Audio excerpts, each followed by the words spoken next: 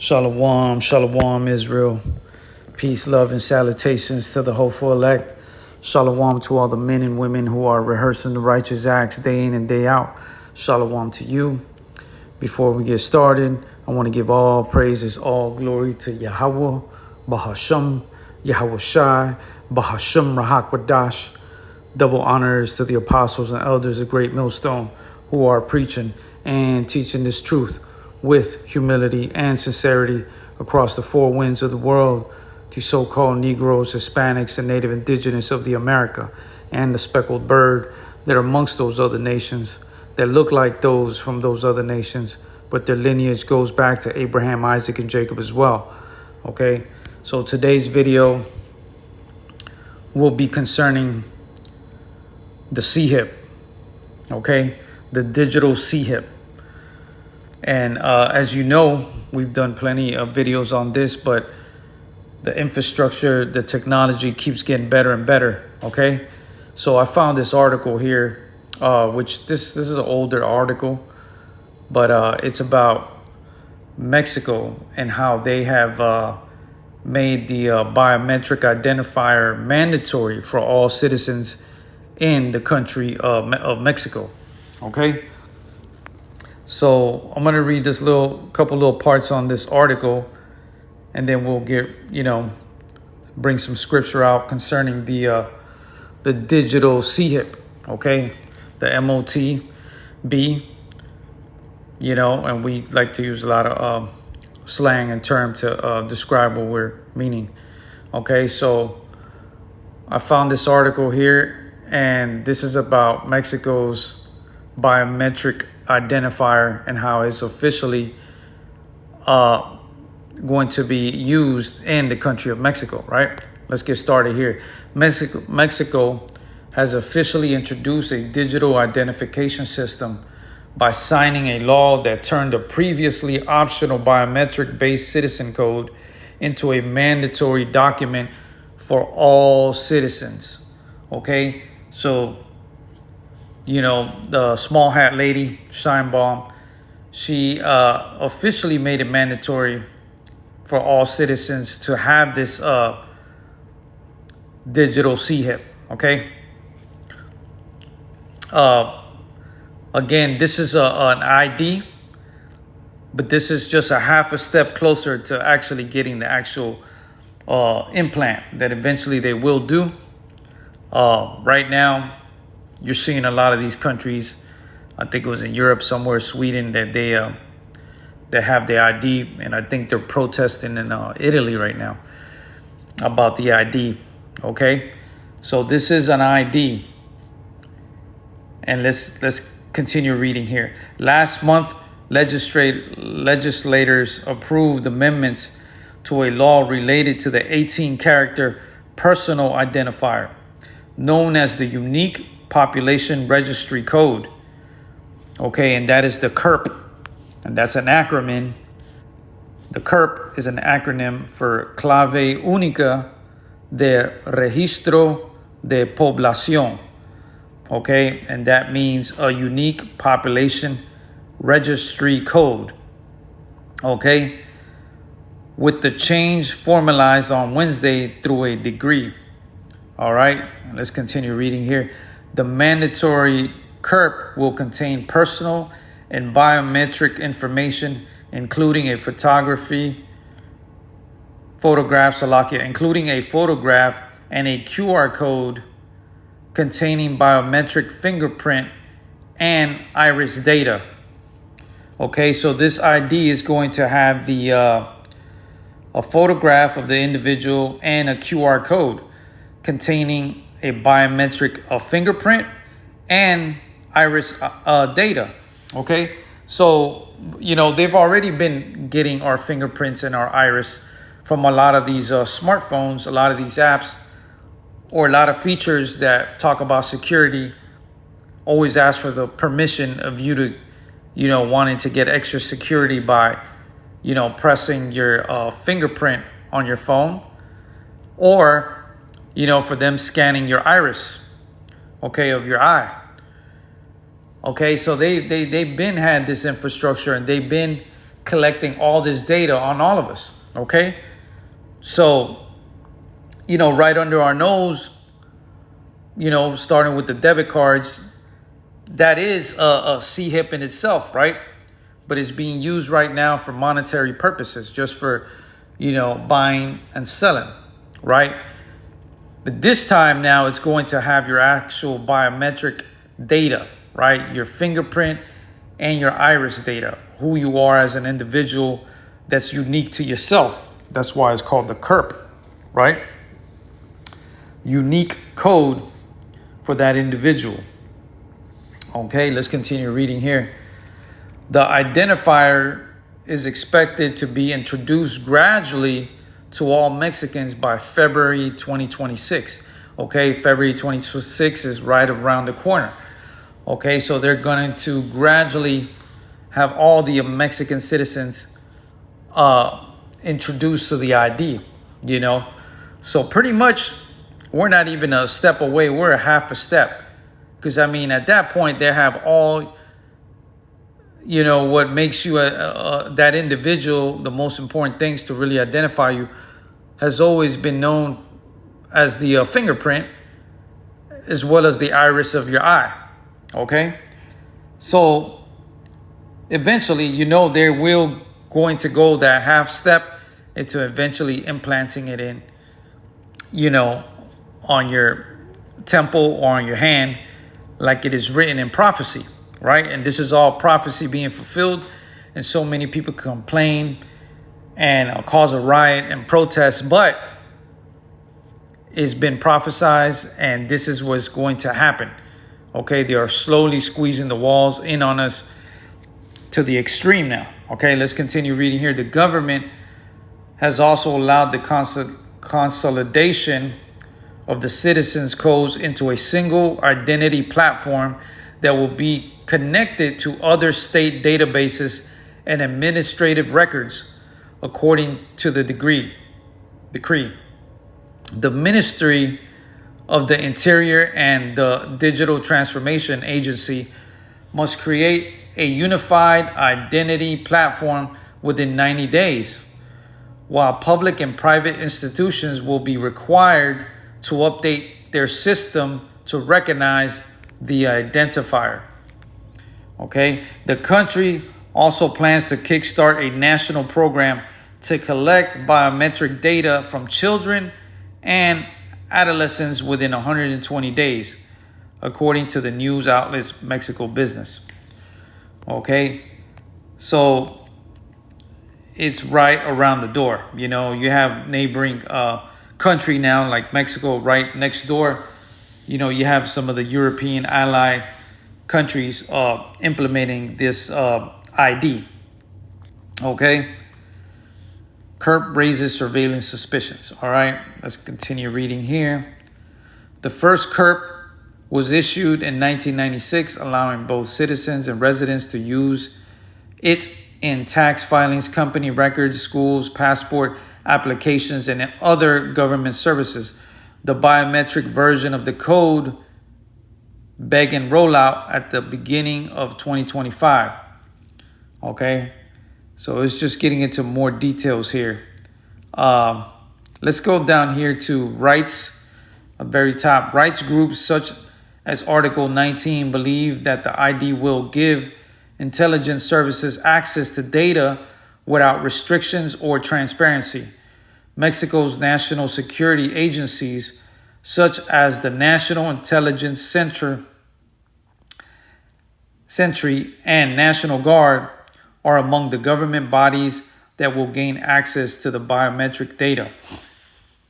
The government says that the misuse of sensitive data, including biometrics, is regulated by existing data privacy laws. Okay, so they always come with that BS talking about privacy laws, but somebody, the government has access to that data, that you voluntarily signed off on, and in case of an emergency, they could always have access to it, So it's always BS on their part and the fine print. Give me a second here. Let's continue reading here. The government says, oh yeah, okay, I read that. Let's go here a little further down. A wiretap can only be approved by a judge according to the Constitution and the law. Mexican President Claudia Sheinbaum said at the beginning of July. Okay, again, this is the mumbo jumbo they give everybody. It could only be approved by a judge. The judge are under the CIA and all that. So according to the Constitution of the law, they always say that, but they pretty much have control of everybody and have everybody's data. Let's continue reading here. The Unified Identity Platform will be able to connect to the National Registry of Missing and Unlocated Persons and the National Forensics Data Bank, allowing the country to combat the alarming trend of disappearances, according to the government. Okay, so this is funny because, here it is. They're talking about the alarming trend of disappearances, right? And this trend is talking about, in particular, the Northern Kingdom Israelites. Okay, this is the trend that's been going on since the beginning of the administration, of disappearances, right? Of this, the vanilla agents, grabbing people, setting up all these detention centers, right?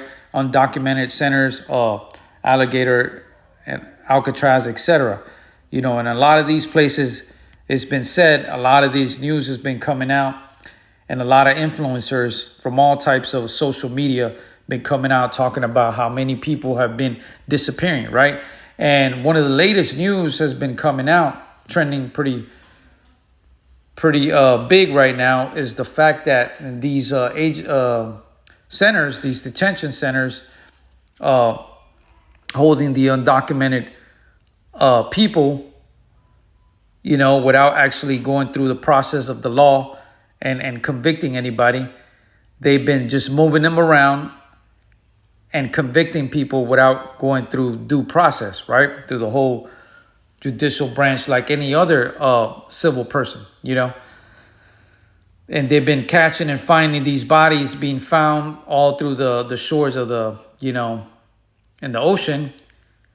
And there's also been talks about how they've been implementing these C-hips, surgically implanting people already by force, or some allowing them to be used as guinea pigs in order for them to further advance their technology and see exactly what they can and can't do with that device. Okay, you've got a lot of TikTokers speaking about that, and Instagram as well. That's how I came across this topic today. The Spirit led me to do a video on this particular topic today.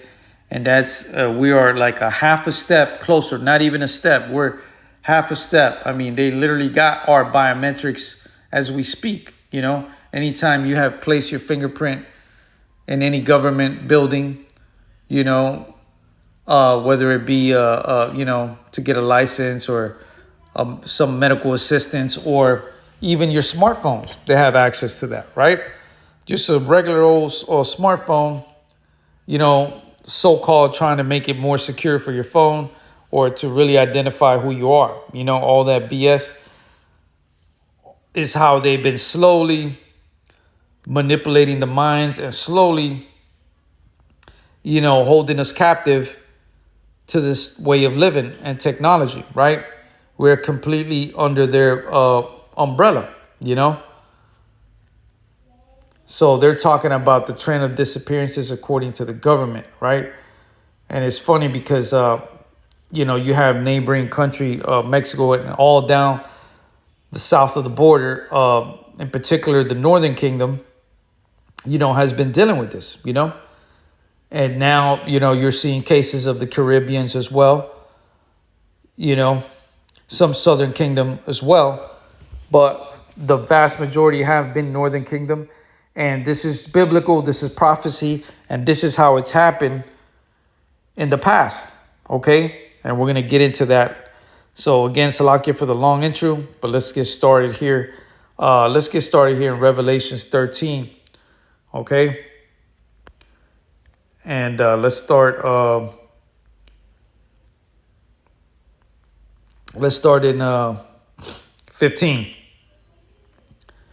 And he had power to give life unto the image of the beast, that the image of the beast should both speak and cause that as many as would not worship the image of the beast should be killed. Right? And that image is talking about this whole system. Okay? And the beast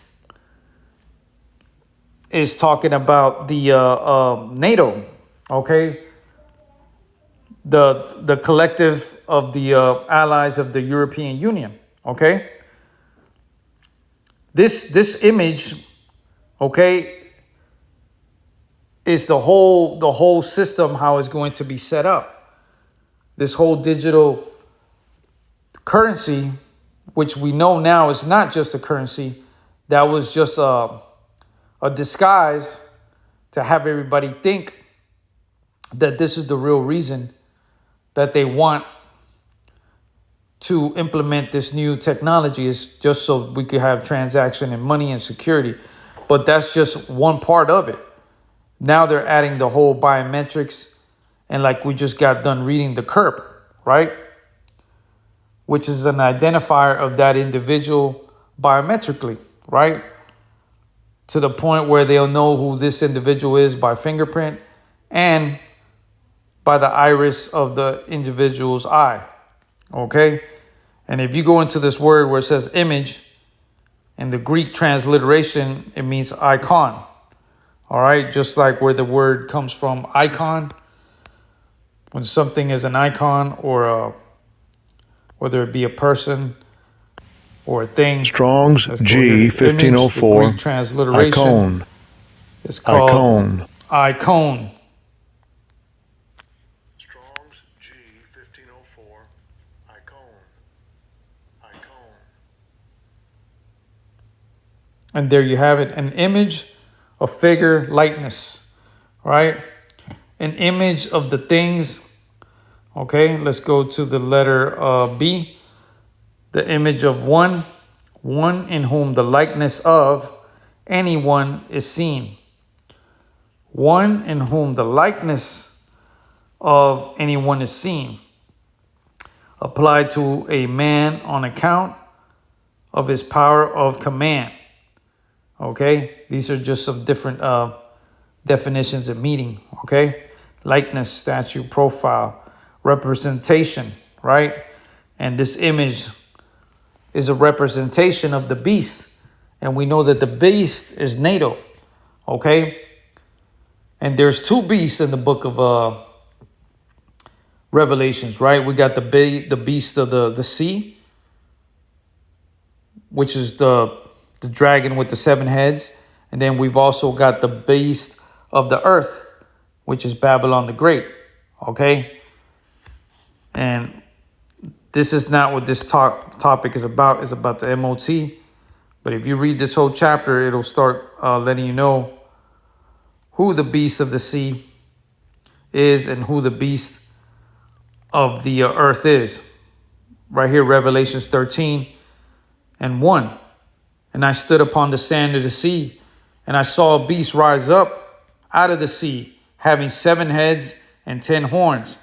Those 7 heads, they represent the first 7 European nations that collectively got together, you know, to make NATO, right?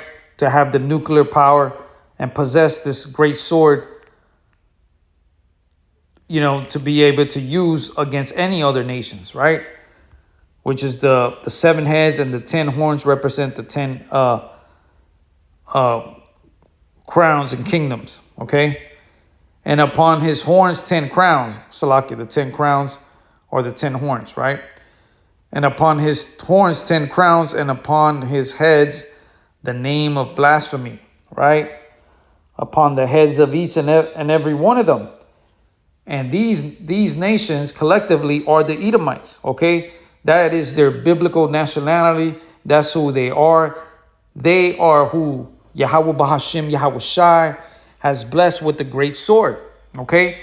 That's why they were the ones with the nuclear power, NATO. And that's why they got collectively to possess this great sword that Yahweh Bahashim, Yahweh Shai himself gave as a blessing, right? But if we study and read scripture, we know the only blessing it was for the temporary moment, only to turn around and be, like scripture says, their downfall, their greatest fail, right? Because scripture also says, if you live by thy sword, you shall die by the sword. And that's exactly what these Edomites have done throughout the centuries, right? They have been given a blessing that is going to turn into the biggest curse of their whole existence, okay? And we could prove that with scripture, right? But we're just getting here talking about the first beast, right? That rose up out of the sea, okay? With the seven heads and 10 horns, right? And then you got the beast of the earth.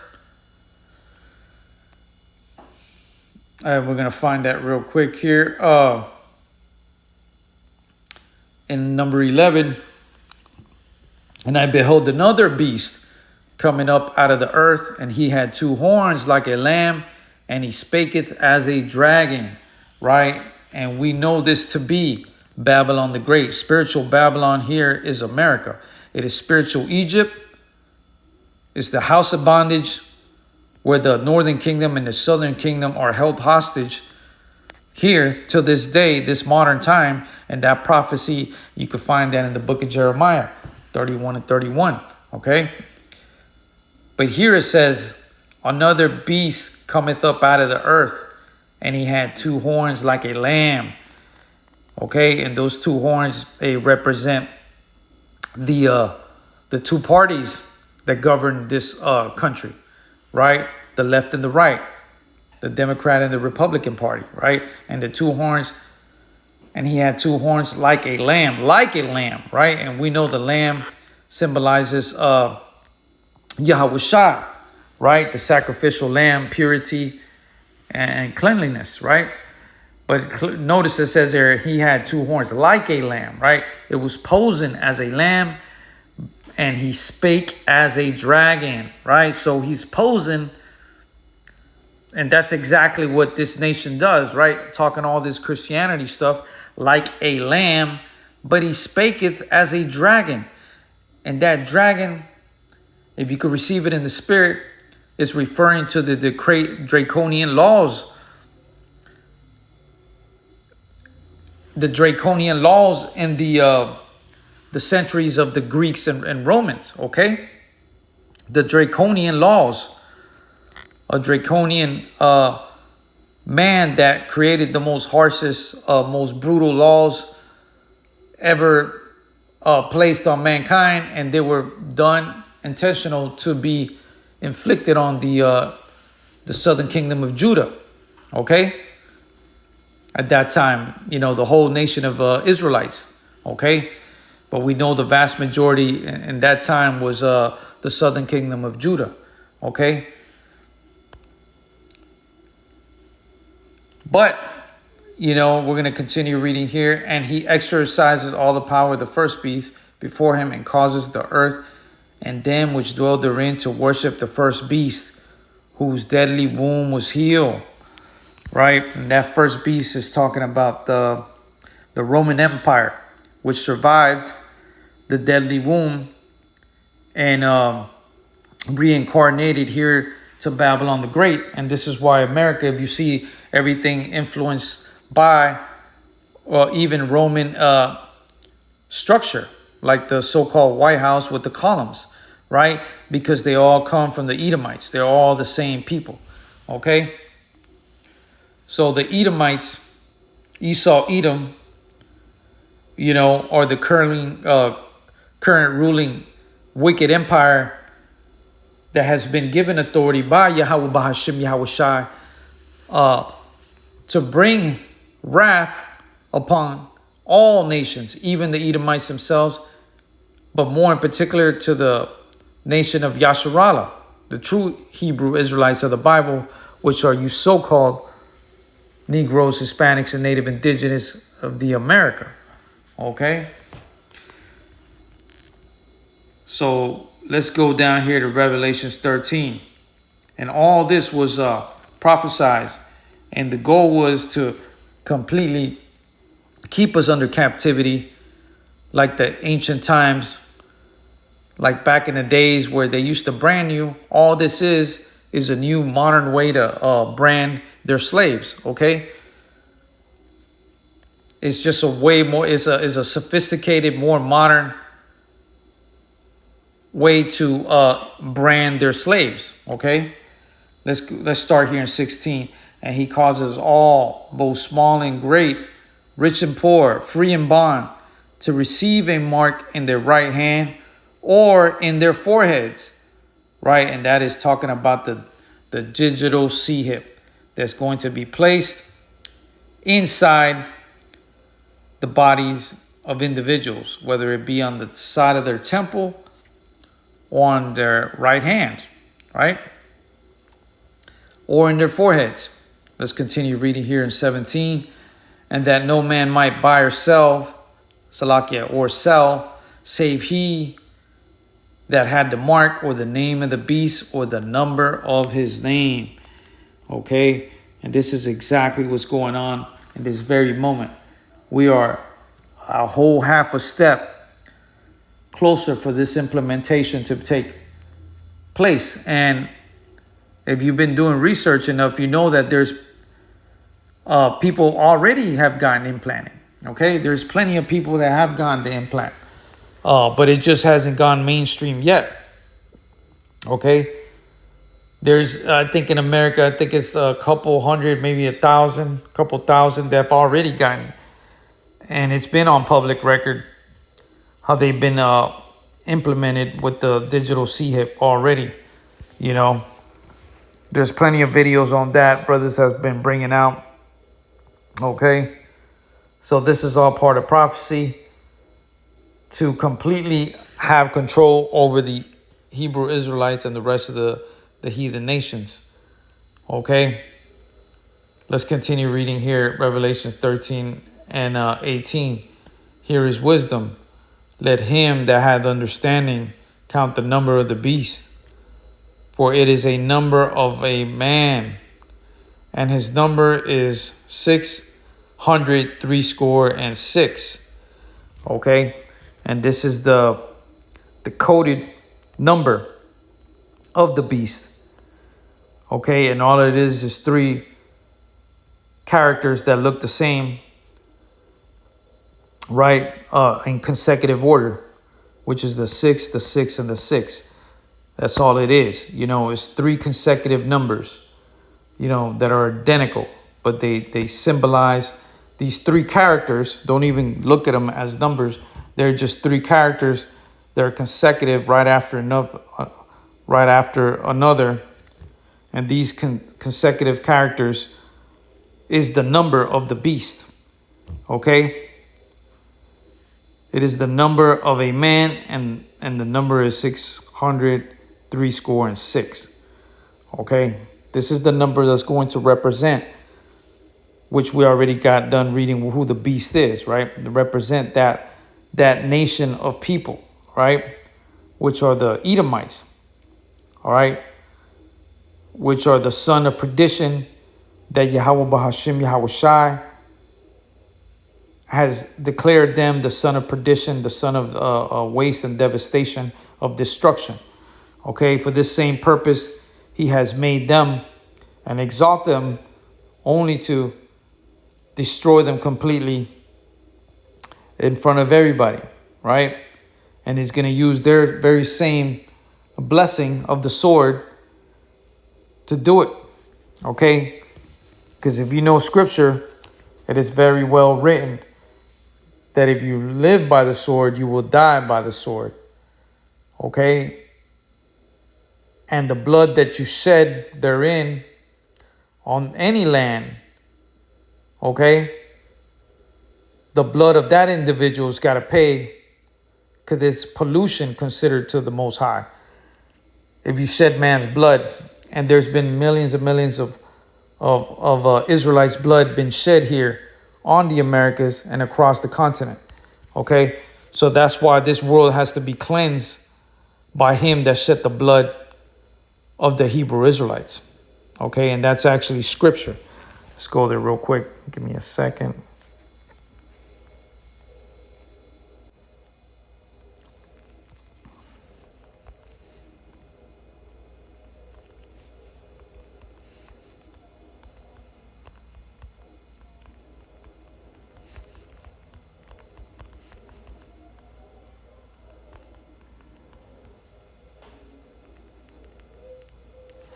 Numbers 35 and 33. Give me 1 second here.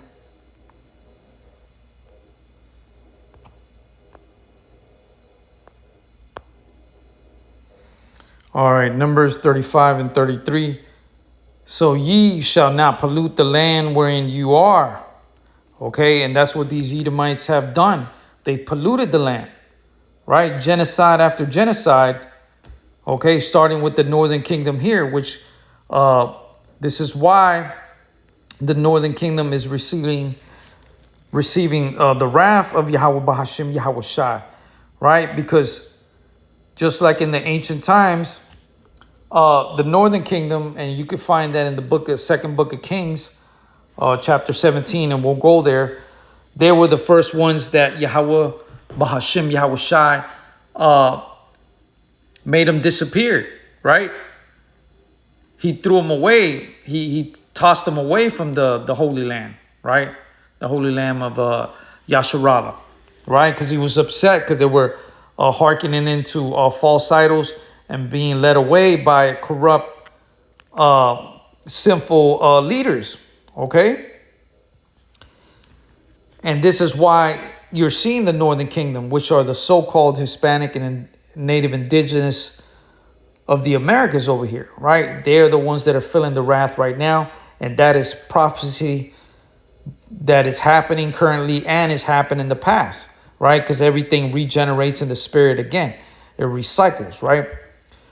And that's exactly how it happened, right? So ye shall not pollute the land wherein you are, for blood it defiles the land, right? Yahweh Bahashim Yahweh Shai considers that defiling the land. And the land cannot be cleansed of the blood that is shed therein. And the land cannot be cleansed of the blood that is shed therein, right? So all these Americas right here and across the four corners, all this bloodshed of the Israelites, it cannot be cleansed of the blood that is shed therein, but by the blood of him that shed it, right? So that's the only way it could be considered judgment and considered righteousness and considered judgment and the right ruling of Yahweh Bahashim Yahweh Shai according to his will, okay? But by the blood of him that shed it. And who was the one that shed that blood? Okay? Who was the one that committed all these genocide and continues causing genocide and grabbing people out of their own will, snatching them up from their families, creating all these prisons and detention centers to hold people without ever really going through any process of the law, right? Just because he is Esau Edom, you know, a very prideful spirit, wicked spirit, you know, has deceived himself, holding the great sword in his hand and committing all types of abominations throughout the world, right? And continues to do so and clarifying to the rest of the world exactly who he is and who he has always been, right? But by the blood of him that shed it, right? That's the only way this land is going to be cleansed. It has to be cleansed by the blood of him that shed it, right? Let's go over here to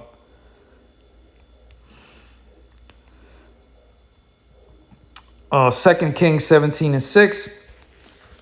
It talks about the northern kingdom and how we got divided from the southern kingdom. And this is the first time Yahweh Bahashim Yahushua divided a great multitude of Israelites, the whole northern kingdom. All right, there was a small remnant that went back, but that's another topic. Let's continue reading here. 2 Kings 17:6. In the 9th year of Hoshea, the king of Assyria took Samaria and carried away Israel away into Assyria and placed them in Halah and in Habor by the river of Gozan and in the city of the Medes.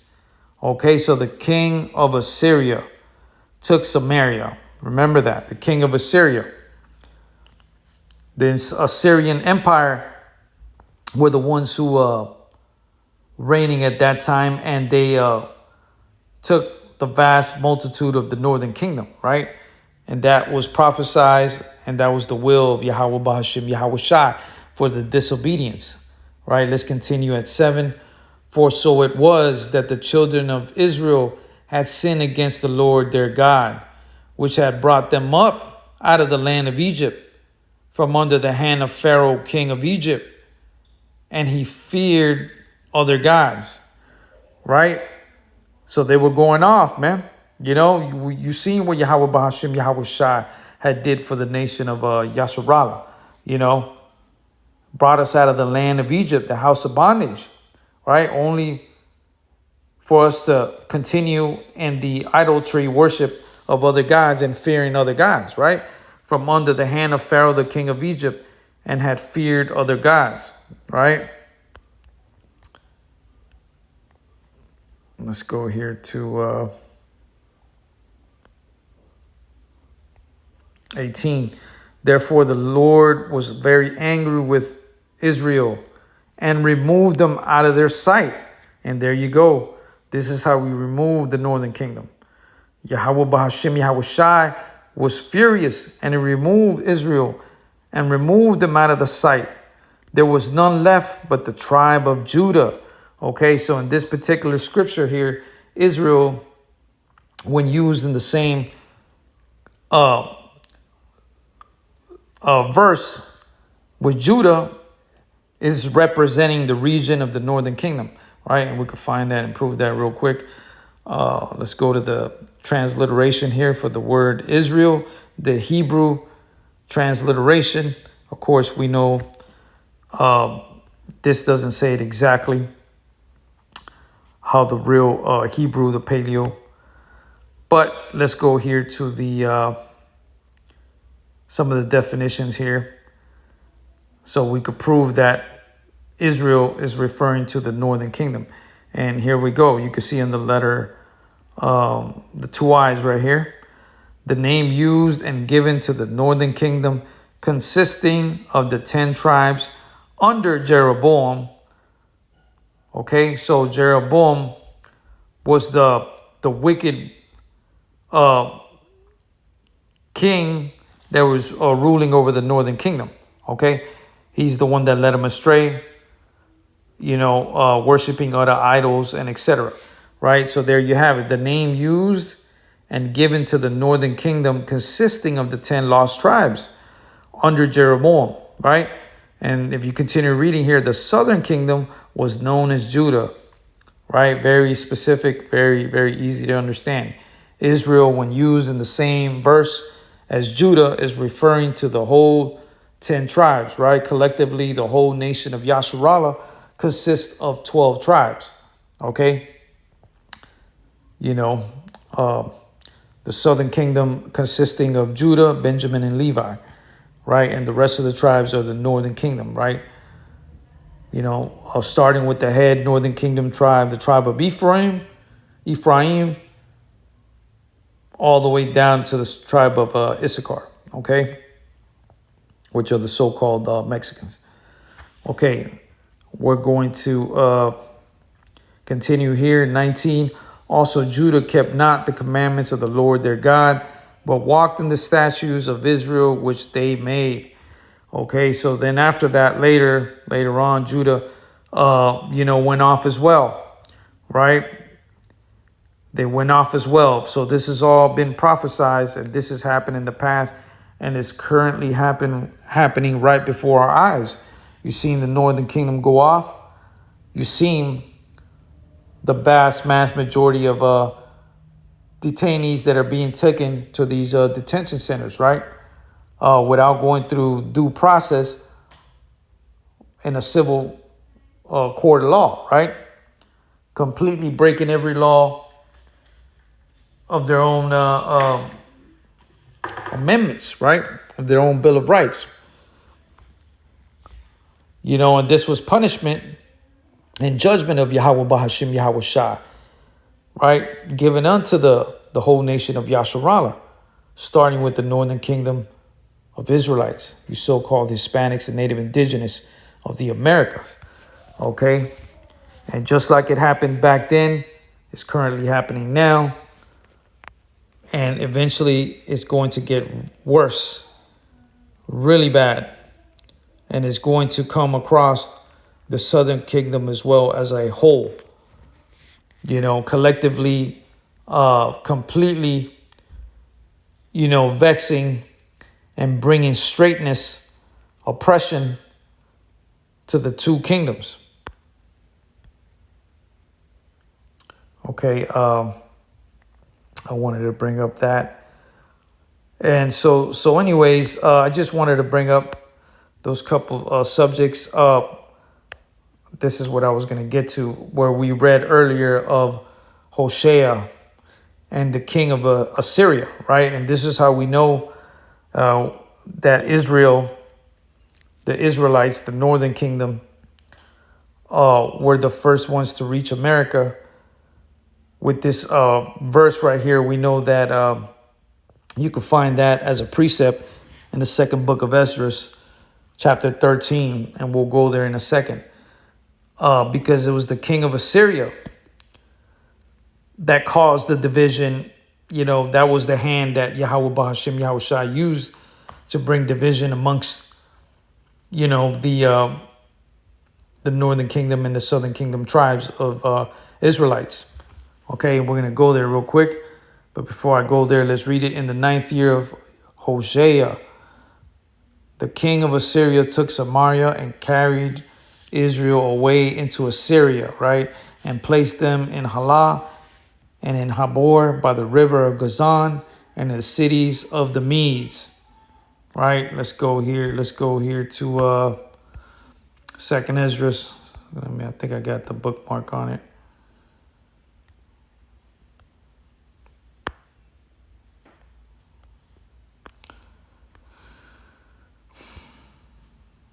Salakia for that. These stupid ads, man, this damn devil here lately has been just popping random ads on my app there. Salakia for that. Okay, 2nd Esdras 13 and 45. It talks about the 10 lost tribes, right? And this is how we know it's the northern kingdom or the Hispanic indigenous people that were here before any people have inhabited. Okay, they were the first to inhabit the land. Okay, they weren't the first to discover. There's a big difference between discovering and inhabiting. Okay, you hear a lot of knuckleheads confusing the two. All right. Because we also know through scripture that Solomon has came here to the land of Ophir, okay? America has been called, it's got several different names biblically. It's also been known as the land of Ophir. And Ophir in the Hebrew means gold and silver, right? The riches, right? The land of an abundance of Ophir, okay? And it speaks about that and 2 Kings as well with Solomon, how he was able to become the most richest man ever to live, and there never will be a man richer than Solomon, okay? And if you could receive it in the spirit, Solomon is Yahweh Shai, okay? But that's another topic for another day. 2nd Esdras 13 and 40. Those are the 10 tribes which were carried away prisoners out of their own land in the time of Hosea the king, whom Salmanaser, the king of Assyria, there you go, this is the king of Assyria, led away captive, and he carried them over the waters, and so came they into another land, right? And this other land is going to start talking about, further down in scripture, is going to be talking about the land where no man has ever inhabited, right? And that's talking about the land of Arsareth, which means a land that hasn't been inhabited before, okay? And that hasn't been inhabited by humans, all right? People were visiting the land of Ophir, okay? Let's continue reading here. But they took this counsel amongst themselves that they would leave the multitude of the heathen and go forth into a further country where never mankind dwelt, okay?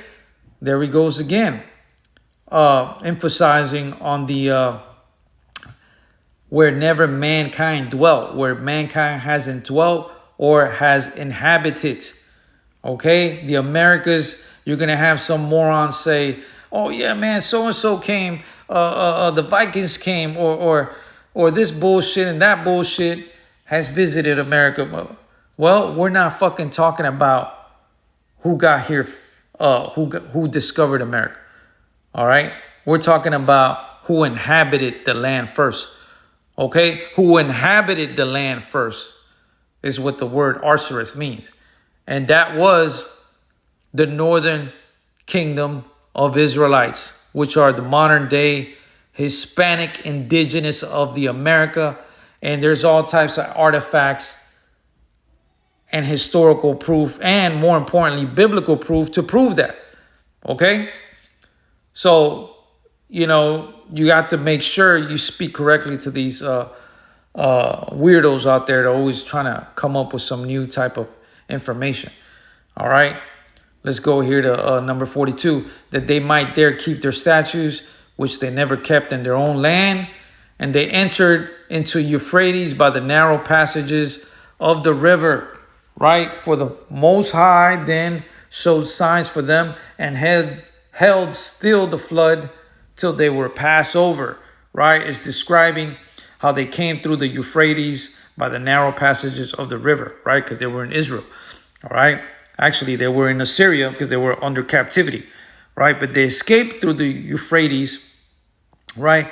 And they came all through the Indian, all to the tip of Africa, and landed in the land where no man has ever inhabited, which was America, right? And everybody knows that that is the most how do you say, the most recent colonized nations of the world, right? They're the most youngest countries to be colonized, okay? And we know the whole story with Christopher Columbus and so forth. All right, let's continue here in number 44. For the Most High then showed signs for them and held still the flood till they were passed over. For through that country there was a great way to go, namely of 1.5 years. And the same region is called Arsareth, right? And we could look up that word Arsareth. And we also know historically there's proof that it takes 1.5 years to reach that region, right? And 1.5 years to get back to Israel, right? And that is also found in the second book of, I believe it's the book of Kings. I don't know exactly, I can't remember exactly where it's at, but it talks about where Solomon traveled to the land of Ophir, right? Which it took 3 years total, 1.5 years to get there, to the land of abundance of silver and gold. All right, there was only one place that hasn't been inhabited, and it was America, right? And any low-level, uneducated person knows that. Very simple, right? But you're always going to have some dude come up with some new mumbo jumbo, man. So be careful with that. We always stick to the true gospel, right? And there you have it, man. For through that country, there was a great way to go, namely of a year and a half. And let's see if it pops up Arsareth. If we could get a meaning for that word there to further prove the point that Arsareth was the uninhabited land, right? Which it emphasizes on that nobody's ever dwelt with. Not the first land by the people that got discovered, okay? Not the first land to be discovered, okay? Give me 1 second here. I'm trying to see if I could find this.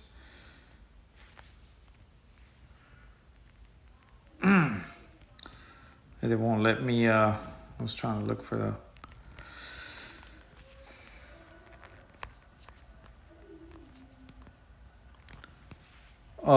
let's see, Arsareth. Let's see if it pops up. Let's see if it pops up the meaning. Yeah, there we go. This is an AI overview. Arsareth, also spelled Ar-Zareth, is a legendary land mentioned in the book of 2nd Esdras, where the 10 lost tribes of Israel were supposedly taken. The name is believed to be a Hebrew term meaning another land, right? It also means another land. The concept has also appeared in other contexts, such as in a 19th century novel titled Arsareth, A Tale of the... Okay, that's just BS right there. I've read before where it talks about different more in-depth definitions where the place where a land that has never been inhabited, okay?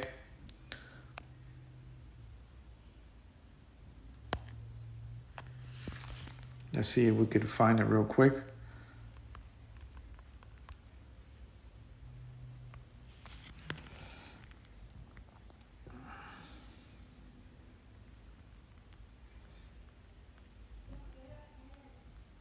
It was a land beyond the great river, far away from the habitation of man. All right, let's look at this one. Look at the Jewish encyclopedia, right? The name of the land beyond the great river, right? The great ocean of Atlantic, far away from the habitation of man, in which the 10 tribes of Israel will dwell, right?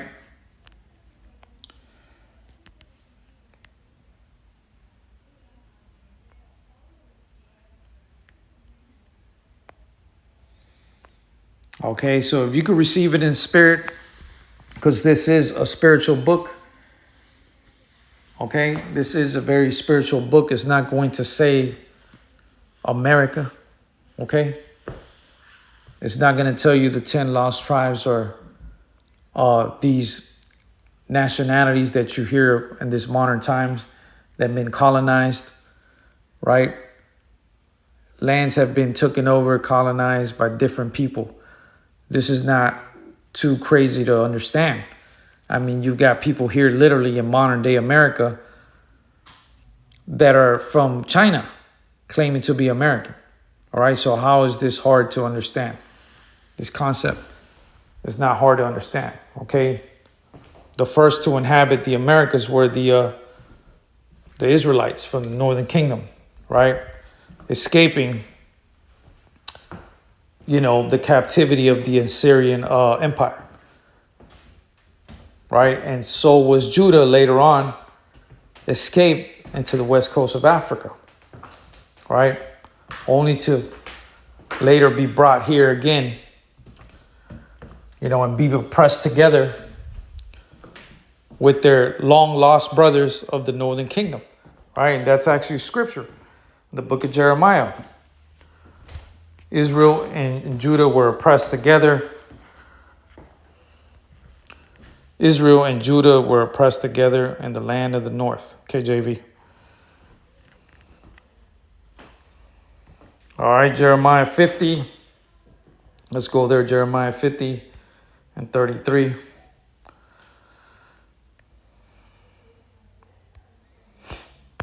Let's go there real quick. Jeremiah 50 and 33. Thus said the Lord of hosts, the children of Israel and the children of Judah were oppressed together. Okay, we just got done reading the Israel, when used in the same verse as Judah, is talking about the whole northern region of Israel, the northern kingdom, right? And Judah represents a tribe of his own, but also the southern region, okay? Were oppressed together, and all took them captives, held them fast. They refused to let them go, right?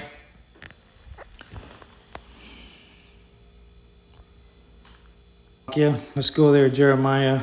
So like for that 3:18. This is the one that I wanted to find, where it talks about Israel and Judah being together, right? And this is the only time that Israel and Judah are together, right? That's future prophecy that's already been manifested, right? Let's go there, Jeremiah 3:18. In those days, the house of Judah shall walk with the house of Israel, and they shall come together out of the land of the north to the land that I had given for an inheritance unto their fathers, unto your fathers. There you go. That's future prophecy right there, right? That's talking about the northern kingdom and the southern kingdom walking together, right? In those days, the house of Judah shall walk with the house of Israel, and they shall come together out of the land of the north to the land that I had given for an inheritance unto your fathers, right? We know the land of inheritance, the land of milk and honey that was promised to the Israelites coming out of Egypt, right? Led by the hand of Moses. That was the land promise. It was Yasharallah. Yasharallah was the land promised to the Israelites.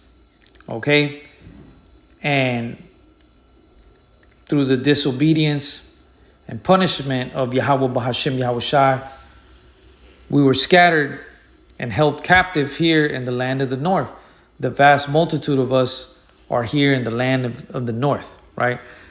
North America, right? And we do have a remnant that have been scattered across the four winds of the world, right? Those individuals that look like other people of those other nations, but their lineage goes back to Abraham, Isaac, and Jacob as well, all right? So, Yahweh willing, this was edifying to the hopeful elect. Before I go, I want to give all praises, all glory to Yahweh, Bahasham, Yahweh Shai, Bahasham Rahakwadash. Double honors to the apostles and elders of Great Millstone who are preaching and teaching this truth with humility and sincerity across the four winds